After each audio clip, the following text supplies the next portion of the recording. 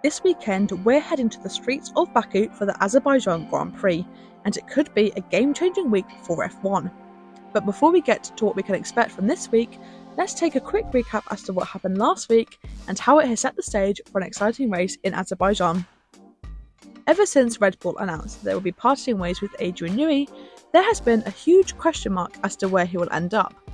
Last week, BBC reported that the brilliant F1 car designer has signed a 5-year deal with Aston Martin. This news came as a shock to many, as people thought that Newey was going to sign with Ferrari, as there were many indicators supporting it. However, Aston Martin offered something that Ferrari couldn't offer. It is true that Ferrari had initially offered a contract to Newey. However, Aston Martin matched that offer with one thing that Ferrari could not give: a chance to remain in the UK. Ferrari's base of operations has been in Maranello since the beginning. Whilst this is convenient for the team, as that is the place of origin for Ferrari, it may not be so convenient for Newey. If he were to sign with Ferrari, he would have to move to Maranello and get used to the Italian culture.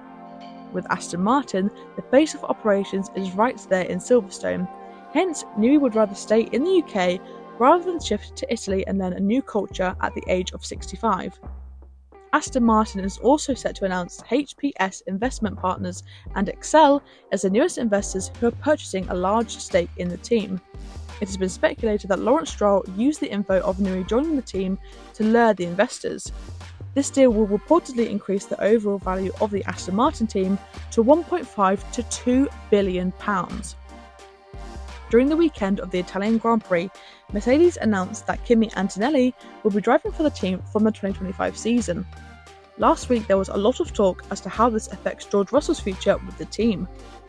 There is no doubt that Toto has been wanting Kimi in that car for a while now. There's also no doubt that Toto is also pursuing Max Verstappen for the 2026 season. So in the situation where Max agrees to come to Mercedes, Toto is most likely going to replace George Russell. Although George has been performing well for the team since 2022, Toto would ideally want to retain Kimi Antonelli in the team.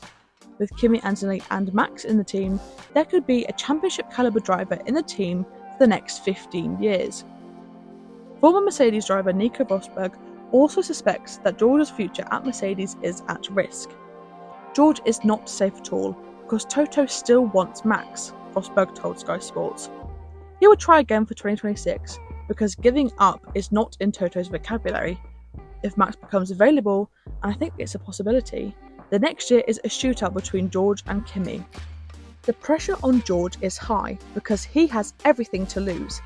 He should be leading internally within the team because Kimi is 18 and he is completely new and in a high pressure situation, so it's not an easy situation for George, concludes Rosberg. The next thing to happen last week is of course the continuation of the McLaren saga. During the Italian Grand Prix, McLaren came under a lot of criticism for not enforcing team orders to help Lando win the championship. During the race, the team's strategic decision did not only cost points for Norris, but also cost the race win for the team and Oscar Piastri. We had a few other F1 personalities give their take on the incident. Martin Brundle said, "Piastri clearly has no interest in Norris's World Championship chances against Max Verstappen." During the Italian Grand Prix, we saw Oscar perform a risky overtake on his teammate on the very first lap. We also saw Piastri do something similar during the Hungarian Grand Prix earlier this year. It is amazing to see such a young driver drive so confidently in Formula 1, but how does this help the team? The fault also resides on McLaren, who refused to give team orders to prioritise Lando as he has a better chance of beating Max Verstappen for the championship. Gunter Steiner gave his take on why McLaren is not enforcing team orders. "They think we can win it anyway, so let them fight. And if they win it by letting the two fight, they look great. But if they lose it by letting the two fight, they look like idiots." This is a risk that McLaren probably should not take. Imagine if Lando loses the championship to Verstappen by just 10 points or less.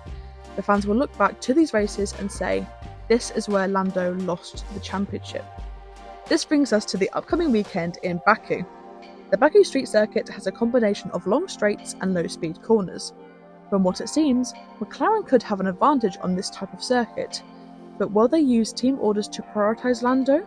That's going to be the big question going into the weekend. Another question is Ferrari's performance. Heading to the last race at Monza, the team brought some major upgrades to the car. These upgrades seem to have worked, like the second set of upgrades they bought earlier this year in Imola.